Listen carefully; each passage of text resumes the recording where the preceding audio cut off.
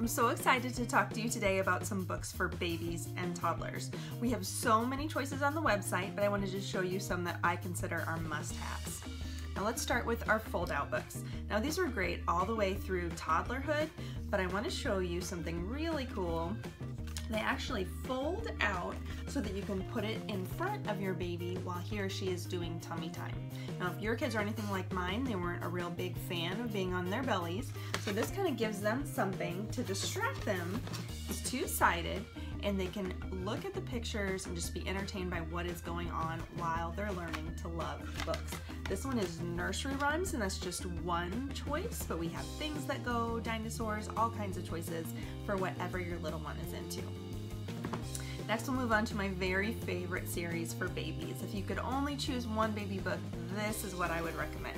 This is the That's Not My series. There are so many different animals and characters to choose from, but they each have these textured patches on each page, and the story is very repetitive and simple.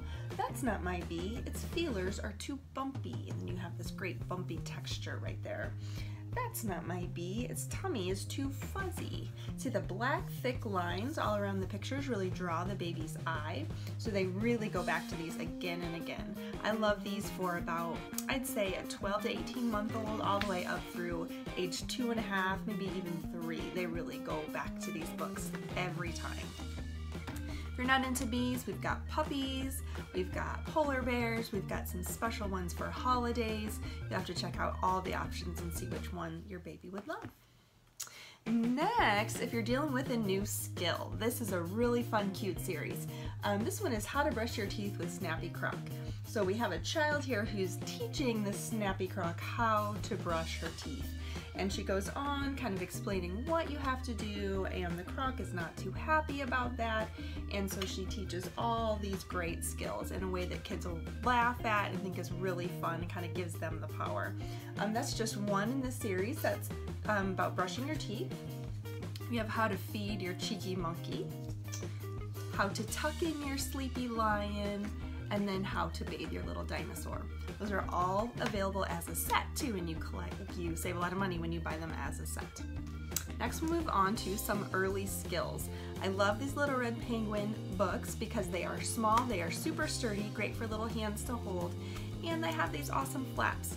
If your kiddos are in a stage where they don't rip flaps off right away, although ours are much more sturdy than other flap books, this is a great, great series.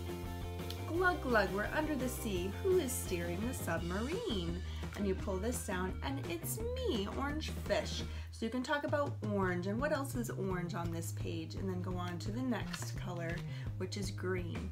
Each page has a little flap to pull down. These are really, really fun, and they cover different skills. So this one's colors. We have shapes, numbers, and words. Also available in a collection.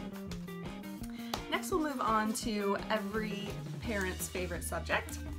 What is poop? This is a great one if you're potty training, or even if you're a little before or beyond potty training, just to kind of either refresh them on what is important about this part of our lives, or kind of introduce that to them. All kids love to talk about poop. It's just part of being a kid and being a mom and dealing with that, and this one is a really, really funny way to do that. So we talk about what is poop and where does it go and who poops and whose poop is pink and all kinds of different things like that that kids absolutely love. It's a great one to get for when they're actually on the potty and they can think about what is going on inside their body, or even afterward. They still like to read about what silly things happen that has to do with our poop. Alright, if you have a little one who loves facts, this is a great nonfiction series. This is the Peek Inside series. This one has all these great facts on one subject. Like this one is Peek Inside the Zoo. So we've got all these different characters, or these animals, and what they're doing. This one does have flaps. So we have down here, the lion is snoozing until his cubs woke him up to play. So we can talk about these animals and what they're doing. Each page has all kinds of cool things to look through and flaps to open. Not too much information for little minds, just a little bit at a time to help them learn these great facts. In that same Peek Inside series, if you have a lover of fairy tales, we have the Peek Inside a Fairy Tale series. This one's Beauty and the Beast, and look how gorgeous these pages are. They have these peek-throughs here. Every page has something beautiful on it. Some of them have a flap to open there.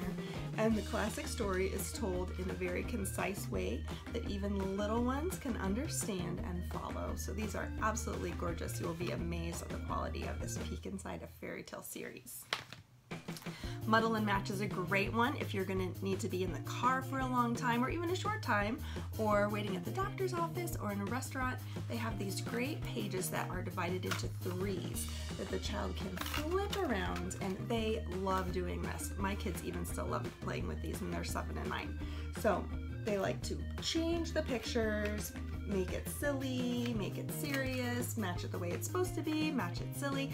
However you want to do it, they have the power, and they love that. And then the story changes as well with every change that they make, and it still makes sense. So it's really fun. So they can play with that by themselves, or you can read it together.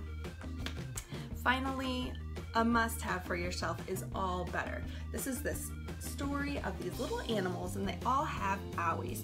Now in the beginning of the book, you have a page with these great Band-Aid stickers. And so each page will say, oh no, dog wasn't looking where he was going. Ouch. Clean it, kiss it. Child takes the bandage, put a bandage on it. All better. So at every page they can make these animals feel better. The bandages are stored at the beginning of the book, and if they happen to get a little furry or fuzzy because of lint, you can just rinse them with some cold water and they will be good as new again. So All Better is a blast. Kids love it, and it's definitely one you need to have on your shelf. So let me know in the comments for a party point, which one of these books do you think would most be great for your family? Which one are you the most excited about? Thanks so much.